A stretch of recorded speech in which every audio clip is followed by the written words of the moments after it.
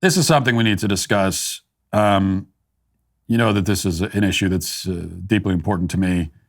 And so I have to weigh in again because I saw this viral clip and, you know, people are talking about it. Everyone's wrong, as always, on this.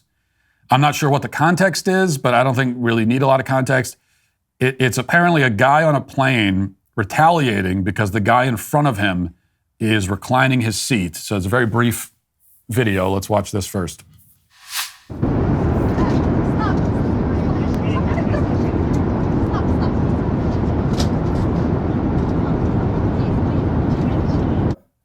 Okay. This provoked another debate. Who's right? Who's wrong? The funny thing about it is that the guy in the front looked like he was about to get out of his seat and fight the guy behind him. But then as far as I can tell, he forgot to unbuckle his seatbelt when he tried to stand up. And then so it's like he's going to get up. He forgot to unbuckle his seatbelt and then he just gives up. I guess after that mishap, he was too embarrassed. So he decided not to assault the guy behind him, which I understand. I mean, once you've made that mistake, you can't really recover. You've lost the intimidation factor because you forgot how to work a seatbelt for a moment. And so I think that's what happened there. But as for who is in the right, obviously the guy in the row behind is in the right. The guy who is pummeling the other guy's seat and forcing him to sit up straight, that guy, the supposed aggressor in this case, is in the right. He's totally in the right. We've been through this many times. Let's review it again because apparently we need to. If you are in coach, you are not allowed to recline your seat. Yes, the seat has a recline function. Yes, you are physically able to recline it. Yes, airline policies even allow you to recline it once you're at cruising altitude. All of that is true, but I forbid it. I am personally forbidding it. I am telling you that it is illegal. It is unconstitutional for all intents and purposes. You cannot recline your seat in coach. You want to recline your seat? Buy a first class ticket. In first class, you can recline your seat about 20% is what I'll allow. So if 100% represents the full amount that the seat will recline in first class, you can do 20% of that. So it's a slight recline will be allowed in first class because there's more leg room. In coach, there's just no way. When you recline, you are lying in the lap of the person behind you. It is, I mean, who would even want to do that? How can you be comfortable relaxing knowing that you are directly lying on the legs of a stranger behind you? It's like an act of physical intimacy with the person behind you. You have to be, what are you, some kind of predator, some kind of sex offender yes. Okay, that's what I'm saying. Every person who reclines their seat in coach is basically a sex offender, among other things. It's disgusting. It's like, why would you want to crowd someone else's physical space that much? So I'm like, yes, it's rude, you're being a jerk, but doesn't that make you uncomfortable to know that you're doing that? You are actively choosing to take the personal space away from the person behind you, which is morally unjustifiable. You know, and the rationalization is always, well, the seat is able to recline, so I'm going to recline it. What kind of 2-year-old logic is that? You have the moral reasoning of a toddler, okay? I mean, if you sit in the exit row, you can open the door. The door's able to be opened, so I'll just open it when we're 35,000 feet in the sky.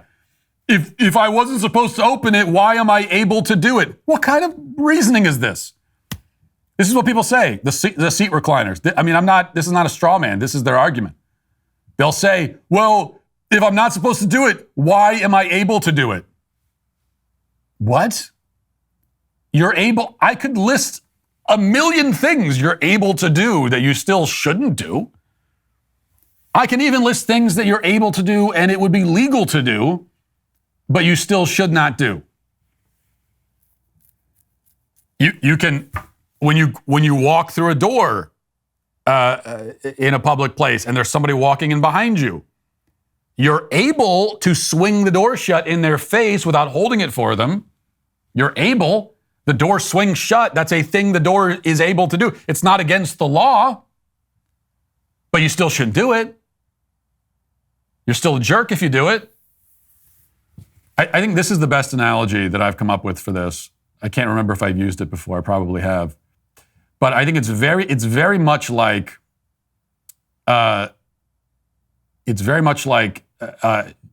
TV volume. Okay, so your TV goes up to volume 70 or whatever it is. The volume goes up that high. Why does it need to go up that high? I don't know. Like, it shouldn't even go up that. It goes up. Like, every TV goes up higher than it should. It's like you would never need to actually put the volume up that high. It would be crazy. And if you live in an apartment complex, let's say, with very thin walls, and you have a TV, the TV's legal. You're allowed to have the TV you're able to turn it up to 70. You can do that, but you shouldn't. Because then you're forcing everybody else you're forcing your neighbors on either side of you to listen to whatever you're listening to on your TV. So although you're able to turn it up that high, you still should not. And it's the same thing with the seat recline option. Look, of all the random things that I choose to get really worked up about, I'm right about all of them. We know that. I'm 100% right about all of it. Whether it's raw milk or sick days, I'm right about. But on this, I'm the rightest of all on this. I'm so right about this. I couldn't be more right than I am. That you are. It is a moral crime to recline your seat and coach. I see somebody do that, and I'm like, I can't even. I can't respect you anymore. I can't be friends with you. It says something so deep about who you are as a person. All right? I'm not overstating it. Hey, YouTube, thanks for listening to the show. If you'd like access to my full show with no ads, you should go to dailywire.com and use promo code Walsh to get 2 months free on all annual plans. See you there.